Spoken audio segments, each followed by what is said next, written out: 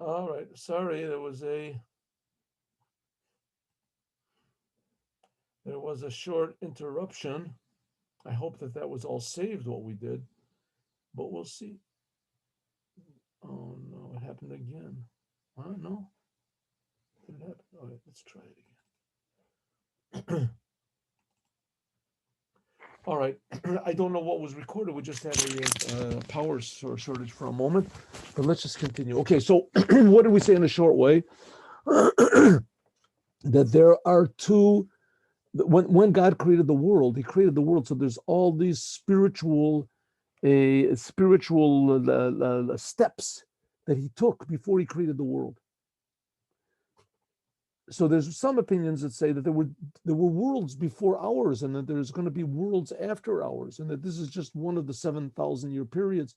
There's going to be, but the Arizal, by Yitzchak Luria, and after him goes the Baal Shem Tov and the Ramban and others. The Ramban, of course, was way before, but the Arizal and the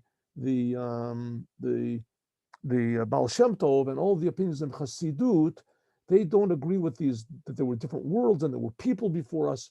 No, they say that what it says in books, that there was 7,000 years before ours, and ours is the second period, right? Doesn't mean that there's going to be more periods after ours. No. And that what it says, that there was 7,000 years before us, it was not really time years. It was a spiritual level, and this is called Tohu. And this spiritual level of Tohu is tremendously spiritual, tremendously pure. Too pure in a way. And then we're going to talk about this. This is like the beginning, if you want to call it the basic of what's called the 10 spheres of God. There were two souls that came from this 7,000 year period, the first 7,000 year period. Now there's this spiritual level of Tohu. This spiritual level of Tohu, which preceded the creation of this physical world where Adam was in the world and etc. So there were two souls that came from this spiritual level of Tohu. In other words, because this spiritual level, which is called Tohu, is above time. It's beyond time. It exists now also. It exists now also. There is no now, and there's no past, and there's no present, there's no future. We can't. It's hard for us to comprehend something like that. But that's one of the ways that the prophets were able to see in the future. They just received a level, they were elevated to a level of consciousness which is less bound by time. So the future to them is the same. And that's the idea also of doing tshuva. When a person does tshuva, he returns to his source. As he also goes above time, he can fix up what was in the past. That's relevant to all of us. Okay, who comes from this level which is totally above time, above any limitation, which is a purer awareness of God, the Creator? There's two souls that come from this level of Tohu. That's before the world of Tikkun. And they came down into this world, the Shemitah Sheniah, into our 7,000 year period. Shehu B'chinas Tikkun, which our 7,000 year period is a different order of creation. Things are in a different order. And that's why there's the ground and the plants and animals. Remember, we learned that whole mimer from Parshas Vayigash, that in the Mishkan, in the tabernacle, everything was according to what's called Seder Hishtal Shalut. There was the ground of the tabernacle, and the walls were made of plant, and on top was animal, and it went from below to above. There was an idea like this, above and below, high and low. And remember that mimer we learned? And where was really the highest? In the end, the highest is the physical. The physical. That's why the temple, the first and the second temples were made of minerals. There was no animal in there, and there was a very small amount of plant, just a couple of beams, because the physical is the highest. That's called the world of Tikkun. The world of Tikkun is an orderly order of creation, a systematic order of creation. The world of Tohu isn't, you can't see the system there. That's just 10 pure sphirot aspects of God. So there were only two souls that came from this pure level of godliness. Who are they? Chanoch and Moshe. It says over there by Chanoch, this is before the flood, and Moshe. It says by Chanoch, it says Vayitalech Chanoch et Elokim. It says that Chanoch walked with God. Lomer, to say Shekavar Hitalech, he already walked with God before. His soul was already from a whole different level, and this was from the first, what's called 7,000 year period, the first 7,000 spiritual year period of pure godliness. That's where his soul came from. And also the same thing about Moshe. Moshe, it says, Mina Mayim Mishisi, was drawn from the water. What does it mean he was drawn from the water? Which water? Mishmita Rishona, from the first 7,000 spiritual year period.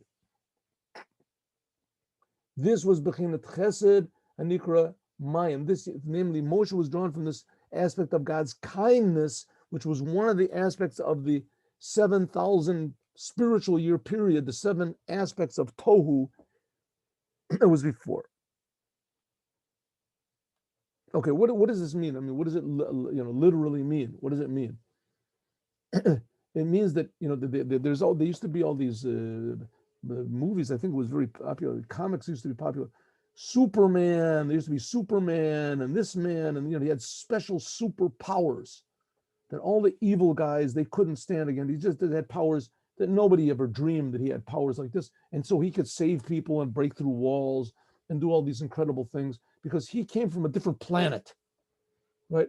Well, the fact is this is based on a true idea, and everybody likes it. Oh, this is very popular. People are Superman.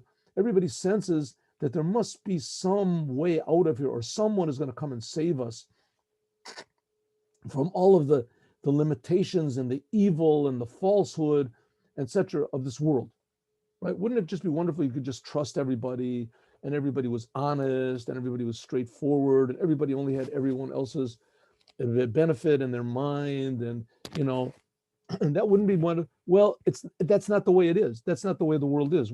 Things just descend more and more. We found that even the Jews that were in Egypt, that were Datan V'Aviram, bad Jews, there has to be one person, that this person is only connected to what God really wants. What God really wants. How does he know? How does he know? He didn't make it up. It has to be that he's genuinely coming from a different planet. That's what Moshe and Chanoch were. They weren't coming from a different planet. They were coming from a different order of awareness of reality. They were coming from a different order of awareness of what is the creator and what is the creation and why the creation is here. Why is the creator making this creation all the time? Why? That was the level of Chanoch and the level of Moshe. Misham, Mishisu, from this previous higher level of what's called Tohu, Moshe and Chanoch, their consciousness was drawn. The Akshavam now, the Ikar Yeridasam, the main purpose in this world, the Zua Shemitah, is Kadei, in order to fix up the world. Kihim Shorsham Gavoin, because their source was very high. Yan, since Heyotam Lamaila, they were above from the level of souls. Shemitah Zu.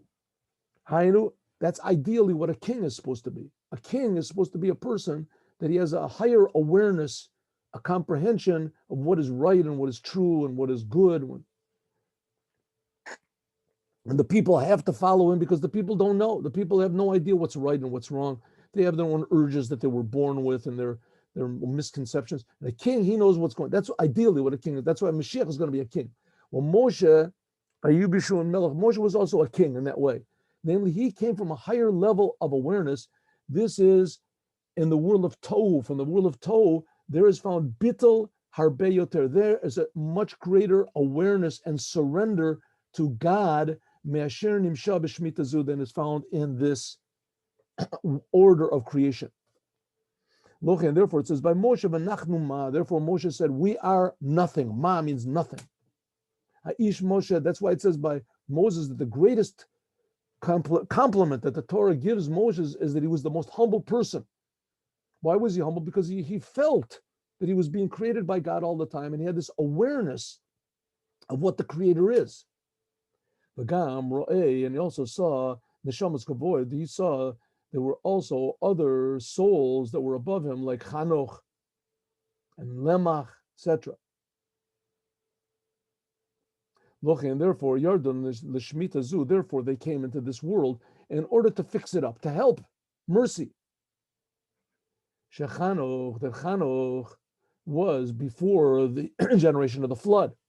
This is the Olam, but Tachlis, the Shiflis, before the flood, the world had reached its lowest level, even lower than now. Like it says, Kate's called Basar ball of an eye. God said, I'm going to destroy everybody. There's just no hope. Lochin, you're at Chanoch. Therefore, Chanoch descended to the world. Right? When was the flood? The flood was like 1,900 years after the world was created, something like that. Right? The flood was 1,000 years after the world was created. So the world had been going down and down and down from Adam, and it descended down. Cain killed his brother, well, just who knows, a couple of days after they were created, and then just kept descending more and more into the decadence and to the idolatry, murder. And therefore, Yerid Chanoch came to the world at least to fix something up, that it shouldn't go back to total confusion and egotism, separateness, Rakshia, Mabul. So the world wasn't destroyed. There was just a flood, the Tahera Oretz, that the world would be purified. And then came Noach. So Noach would be left. So God really wanted to destroy the whole thing and start over, but because of Chanoch, that he had an influence that eventually came Noah and Noach and his sons, and they made a new world. But if there wasn't Chanoch, then the world would be destroyed totally. A different type of person. There wouldn't be Noach and his sons. But Cain, also Moshe came to redeem the Jewish people, and that there would be, the Torah would be given by means of him. Moshe came to save the world. Right? If Moses wouldn't have come to give the Torah, no one would have any idea what is good and what is bad. There wouldn't be such a thing. No one would have any idea what is good and what is bad. Right? Just look at the Christianity. Right? Christianity is based 100% on the Torah. Whatever is true is based on the Torah. Right? The things that they made up are not. But where do they get the ideas of don't kill, don't steal, don't commit adultery, don't? That's not written in their book. It's written in the Torah. The Torah is the book. Where did the Muslims get their ideas of what is good and what is bad? It all comes from the Torah. Moshe came and he brought the Torah to the world. If it wasn't for Moshe, when God wanted to give the Torah on Mount Sinai, the Jews said, we can't take it. Right? The Jews didn't even want to leave Egypt. And when they got out of Egypt, they wanted to go back. If it wasn't for Moshe, they wouldn't have gotten out of Egypt. They wouldn't have stayed out of Egypt. They wouldn't have gotten the Torah. They wouldn't have gone to Israel. There had to be a Moshe that he was totally against all the people. That's what it means, a king. Why? Because Moshe came from a whole different order of creation. He came from a whole different awareness of the Creator. What's that? Now we're going to learn the difference between the world of Tohu and the world of Tikkun. What's the difference? It's known that in Eitz Chaim, the book of Eitz Chaim, which is the book of the Arizal, where he explains all this, that the world of Tohu, lo yebechinas partsufim. It wasn't the level of partsufim. Now, what's the level of partsufim? Partsufim generally means inclusion. 10 sfirot, and each one is included in 10, and each one has 10. There was only 10 sfirot. They were all like points. Means to say, nekudot hachesed, nekudot hagavura. Okay, this is a little bit difficult to understand, and I want to try to explain it to you as well as I can. But this is going to be the difference of Moses, and our generation. What's this going on here? Here we go, next page, right? I'm having trouble. No. Yeah.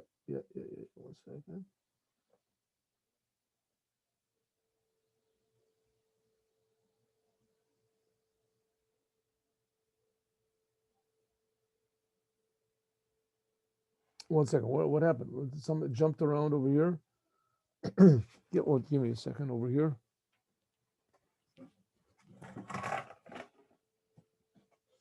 I don't. What happened? Suddenly it jumped to another page, and I don't remember which page we were on.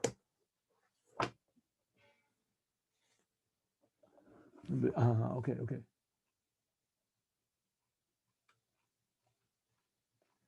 This is making me troubles a little bit. Here we go.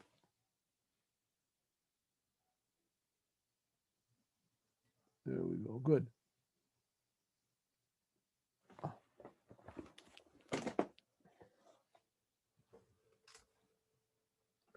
Okay, there's what's called Tohu and there's what's called Tikkun. Now, this order of creation, which is Tohu, still exists because it's, so to speak, it's above time. So this is present right now, but nevertheless, there was an order of creation. That's where time comes from.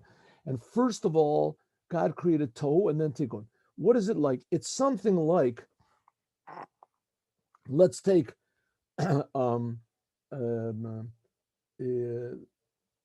let's start off, a painter, right? A painter, he has a palette, and the palette has on it, what, 4 colors or something like that. Pure. There's pure blue and red and what is it? Yellow, white. I think there's 4 colors. That's all that there is, right? That's all pure, but it's not harmonious. There's no harmony there, but it's pure. It's pure. The same thing, let's say we have the alphabet, the aleph base. You have every letter is pure. You put it together with a bunch of words, you put them all together, you don't notice the letters anymore. You only notice the words, and then you put the words together, you don't even notice, you notice the sentences, you're just interested in the meaning. You're not interested in the same thing with music. There's notes. Maybe we can even make this similar to this. An octave is 8 notes. Every note is pure. As soon as you start combining them with others, then you don't hear the individual notes anymore. You only hear the chords and you hear the melody and you hear the. So the world of Tohu is, the world is created from what's called God's personality, his sphirot. That's called sphirot, his spheres, his traits. We learned the 10 sphirot, Chachma, Bina, Dat, Chesed, Gevurah, Tiferet. The intellect, God's intellect, that's like the Torah, has 3 aspects. God's emotions, that's like the creation of the world, was in 7 days, corresponding to the 7 emotions. Each one is separate. In the world of Tohu is a pure look, a pure level of these spheres, something like the notes of the of music before you start to use them, or the colors before you start to color with it, or the letters before you put them into sentences. It was just pure. That's what's called nikudot. Everything was a point. There was chachma, bina, dad, chesed, gevurah. Each one was separate. And there was no inclusion one with the other. Some say that each one of the 10 sphirot had 10 inside of it, and that's all. But some say that no, each one was just itself. There was just pure chesed, pure gevurah. Everything was pure. Well, that's great. Purity is wonderful, especially when you get up to chachma and bina, and that is pure. Pure. What does it mean, pure? You could see the Creator. There was pure godliness. Pure godliness. That's wonderful. So that's the world of Tohu. Everything was pure godliness. What is the world of Tikkun? Tomorrow we'll have to do more about this. What is the world of Tikkun? The world of Tohu is sometimes also called igulim. It's called igulim. It's like one sphere inside of the other, and none of them touch the other ones. There's no interaction. There's no harmony. That's the world of Tohu. Pure godliness, pure chachma, pure bina, pure godliness. That you could was aware of the pure kindness of God, the pure power of God, the pure wisdom of God, purity. And this world can't take such purity. It says in Mount Sinai, when God revealed himself, the Jews couldn't take it. The only one that could take it was Moses. Why? Because Moshe came from this level of purity. He came from this level of Tohu. It was so tremendously high that he couldn't come down into this world. He couldn't come down and reveal any of this godliness in the world. It says that's going to be the reason why that Moshe was hard of speaking. as we'll talk about more, God willing, tomorrow. Okay, I want to just take a 1 minute, a 3 minute bathroom break.